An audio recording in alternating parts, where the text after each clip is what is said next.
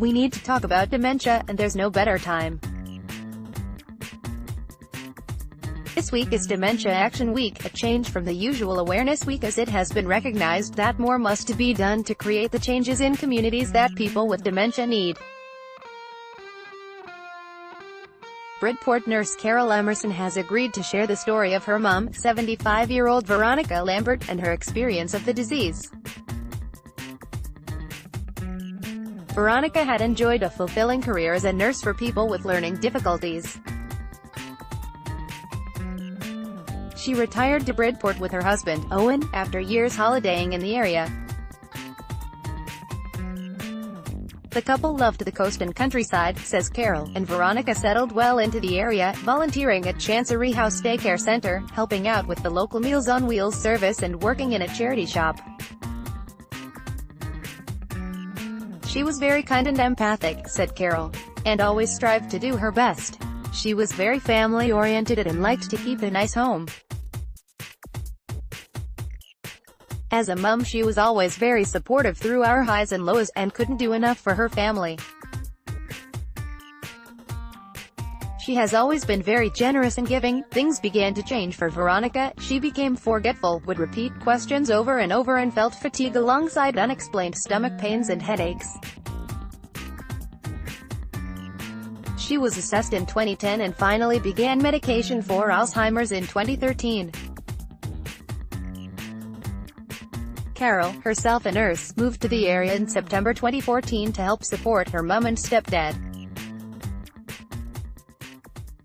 They were obviously struggling, and I began to get more involved in mum's care, said Carole. I think as a family we struggled on until 2015. We were slow getting support, but it's a very difficult disease to get support for, as the person is often very resistant, and that makes arranging any support very difficult for the carers. It's an added stress on top of an already very stressful situation. It needs a lot of careful management that can be totally exhausting. Carole says the effects of the disease came in phases. Mum became less able to do things for herself and is now dependent for all of her current needs, she said.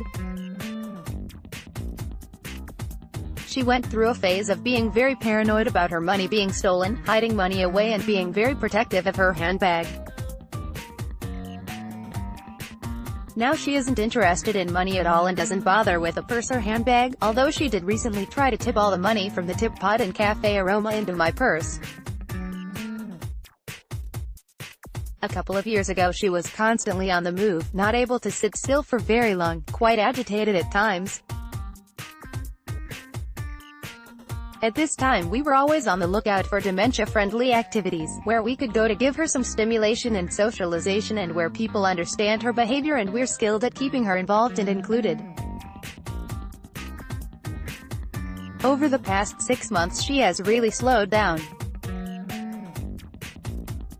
Her caring side shines through her dementia. She is often drawn to people with disabilities, the frail and elderly, and children, wanting to help them or show them affection. Sometimes it can seem too much, especially as she has become very disinhibited, but people seem to quickly realize that she has dementia and they are very receptive.